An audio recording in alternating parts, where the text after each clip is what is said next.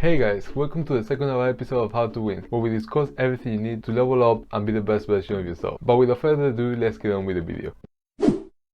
Being aggressive is the opposite of being passive. However, being too aggressive can get you into problems many times, and that's why we came up with the midpoint of being assertive. Being assertive can be described in several different ways. As a man, you will have to be assertive to be respected. One of my favorite definitions for being assertive is the following. Being assertive is to be forcefully self-assured while displaying a confident personality. Overall, an assertive person can simply be described as someone that knows their value, what they want, and they simply go out of their way to express it. We have a whole video about self-value in this channel already. If you want to go check it out, it's in the description below. However, do that after you finish this video. Now, before we move into the next point, allow me first to show you the study done in college students back in 2016 that will prove that anyone can be assertive. In this study, they carried out several different personality traits on a group of students to see if there was any difference in the levels of assertiveness between the students of different genders, backgrounds, and fields of study. However, they found that there was actually no real difference between any of those. So, backing into what I was saying, assertiveness is a skill that can be learned by anyone. So why wouldn't you be able to do so? Before we keep moving, remember to leave a like so this video can be seen by more people, and subscribe to not miss any of the new episodes every week. Know what you want. Before you can start asking for things, you actually need to know what it is that you want, because like Jordan Peterson says, know what you want so you know when you're not getting it. You should start by making a list of short-term goals and long-term goals so you have things to fight for and to stand for. Once you do that, it will be easier to articulate a case for yourself. But again, this principle applies to everything from day-to-day interaction to meetings at your job. An easy way to find out what you want at that moment is to just examine your frustrations and resentment. First, find out if your reason to be mad is solid. Then, if it is, talk it out with the source of it, if it's a person. But again, how would we do that if we have never talked it out with anyone or discussed anything before? Well, the second point of this video is related to that. Learn the art of negotiation. Once you know what it is that you want and who to ask it from, it's all about negotiating with that person in order to find the right agreement. However, sometimes in life, negotiation and conflict can be hard to distinguish, and people like to run away from both of them. However, if you're one of those people, you gotta understand that will leave you in a worse situation at the end. There is a fine line between being too passive and being too aggressive. However, in order to improve your negotiation skills, you should first look at your communication style. These are the three common communication styles. You can either be passive, aggressive, or assertive. Of course, you should always aim to be an assertive communicator. However, there are other factors that also affect how your message gets along, and that's your tone of voice. Yes, you should always try to keep a constant, relaxed tone of voice while maintaining also as much eye contact as possible in order to get the right reaction. Body language is also a big part, so stand up straight, spread your shoulders, communicate to your listener that you're confident of what you're saying. Another good tip to remember is to always keep your chin an inch or half an inch higher than you usually would.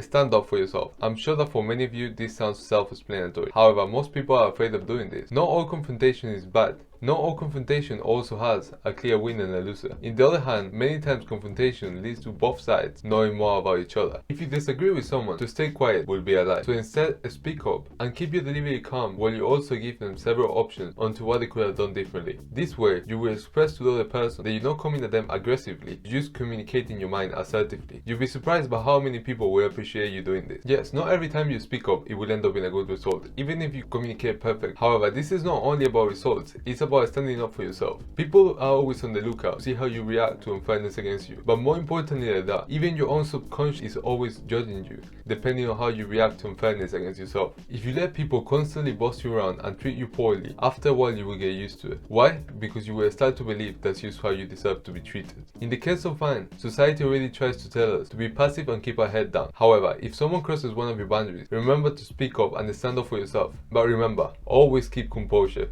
That will be all for this week's video. To see our latest episode, you can click here.